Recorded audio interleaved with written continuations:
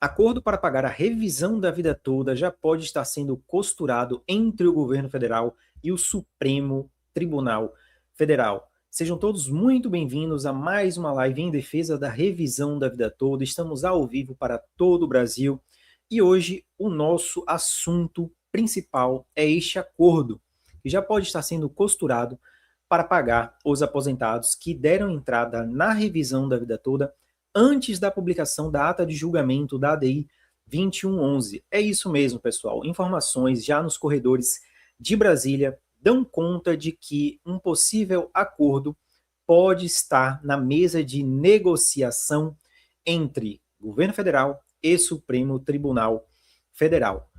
E eu vou falar hoje aqui para vocês três motivos, três razões para acreditar que sim, nós poderemos ter uma reviravolta que seja capaz, né, de garantir o seu direito, né, que buscou fazer os cálculos, deu entrada na ação judicial, teve ali primeiro a vitória no STJ em 2019, depois duas vitórias no STF a partir de 2022 e viu Luiz Alberto Barroso dar um cavalo de pau na revisão da vida toda, com a entrada dos ministros Flávio Dino e Zanin, a coisa piorou muito, mas, né, diante dos últimos acontecimentos, e aqui eu já vou te garantir uma coisa. O meu único interesse, meu único objetivo é que o aposentado que tem direito, né, que contribuiu com altos salários antes de julho de 1994, tenha o seu direito garantido, né, tenha a entrega do direito. Porque se você contribuiu, você tem direito a receber o valor equivalente. Você não está pedindo nada mais, mas também não pode aceitar nenhum centavo a menos. Vou te fazer um convite, se ainda não é inscrito, se inscreva neste canal, compartilhe o vídeo o máximo que puder, deixe o seu like, e se aparecer assim, depois que você der o like, hypar, clique em hypar o vídeo, tá bom, pessoal? Que o YouTube entende que a gente está fazendo um trabalho sério aqui. Pronto, diante dessa informação, né, de que a única coisa que eu me importo é com o resultado positivo para o aposentado, para o pensionista, eu vou trazer aqui algumas informações que já não podem mais ser ignoradas. Explodiu agora, no Brasil inteiro, está em todos os jornais. Olha só, mensagens de Vorcaro citam encontro com Ciro Nogueira, o senador, e Hugo, em sua casa, para falar com Alexandre. Sim, é o Alexandre de Moraes. Dono do Master demonstrou convívio com autoridades de Brasília e compartilhou notícias sobre a eleição para a presidência da Câmara em mensagens encontradas pela Polícia Federal. Olha só, PF encontrou diálogos de Vorcaro com Ciro Nogueira, né? CPI do crime organizado recorre ao STF, né, para suspender a decisão. Vorcaro disse que encontro com Lula foi ótimo. Reunião aconteceu em dezembro de 2024. Olha só, tem mais, preste atenção. Olha só, pessoal, que decepção com o ministro Alexandre de Moraes.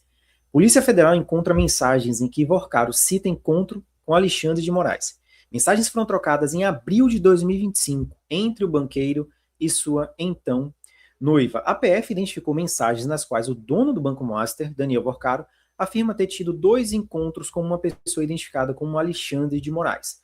A informação consta em diálogos travados em abril de 2025 entre o banqueiro e sua noiva.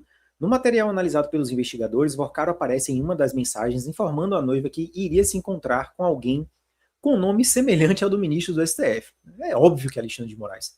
Tô indo encontrar Alexandre de Moraes aqui perto de casa, consta na mensagem. Segundo o conteúdo obtido pela PF, Marta responde em seguida: como assim, amor? Ele está em Campos ou foi para te ver? O banqueiro responde: ele está passando feriado. De acordo com a investigação, o diálogo interceptado teria ocorrido em 19 de abril de 2025. Ainda segundo a apuração, Vorcaro mencionou o mesmo nome em uma nova conversa com a noiva, dia 29 de abril, às 10h48 da noite. Na troca de mensagens, o empresário escreve: tô aqui em casa, e em seguida realiza uma chamada de vídeo. Após o término da ligação, a noiva pergunta: quem era o primeiro cara? A resposta de Vorcaro é: Alexandre de Moraes. A noiva responde: morri, e continua: ele gostou da casa, amor? Tá muito mais astral. O banqueiro responde: sim, falou que é bem melhor. E ele adorava o apartamento. Na sequência, a noiva comenta: falou para agradar, que vergonha, eu estava de pijama. As mensagens obtidas pela PF não fazem menção direta de que o Alexandre de Moraes citado nas conversas seria o ministro. Não, é o sósia, é o clone dele, né? A CNN entrou em contato com o gabinete do ministro para solicitar posicionamento, mas não houve retorno até o momento. Obviamente, se não fosse Alexandre de Moraes, eles teriam, né, respondido e teriam dito, olha, não, é outro Alexandre de Moraes, né, não é o ministro. Só que, infelizmente, né, me parece que além do Dias Toffoli, o ministro Alexandre de Moraes tinha um contato próximo com o Daniel Vorcaro. Agora observem as matérias que já começaram a sair. Onda de investigações ameaça favoritismo de Lula. Pessoal, alguns meses atrás, o Lula estava liderando com uma margem muito tranquila. O pessoal nem acreditava que teria segundo turno. Só que o cenário, primeiro a partir do escândalo bilionário dos descontos nas aposentadorias, que roubaram bilhões de reais dos aposentados. E agora, né, o escândalo do Banco Master, que gerou um prejuízo de mais de 55 bilhões de reais, que o Fundo Garantidor de Crédito teve que cobrir, certo? Então, hoje, né, com essa onda de investigações, Lula já não é mais o favorito para vencer a eleição presidencial que vai acontecer agora em 2026. Preste atenção no que trouxe essa matéria aqui, ó. Prisão de Vorcaro e quebra de sigilo de Lulinha aumentam a atenção do eleitor ao tema da corrupção. Isso pode desviar o foco de temas econômicos caros à campanha governista. Nos últimos dias, as notícias mais importantes dos cadernos de política foram a quebra do sigilo bancário de Lulinha e a prisão de Daniel Vorcaro. Ambas aumentam as chances de que as investigações sobre o INSS e o Banco Master desestabilizem um cenário eleitoral ainda muito marcado pelo equilíbrio entre Lula e Bolsonaro. Pessoal, olha só, um resultado de pesquisa, o que já está informando, qual o cenário que já está se desenhando na eleição presidencial de 2026. Olha só, Lula lidera no primeiro turno e empata com Flávio Bolsonaro e Ratinho Júnior no segundo turno, diz pesquisa. Há pouco tempo atrás, não iríamos ter nem segundo turno. Hoje, no segundo turno, Lula já está tecnicamente empatado com Flávio Bolsonaro e Ratinho Júnior. Ou seja, ele está correndo o risco de perder a eleição e não se reeleger. Mais uma vez, eu vou frisar bem aqui no vídeo. Eu não me importo, né, se quem vai ser eleito é Lula, Flávio Bolsonaro, Ratinho Júnior.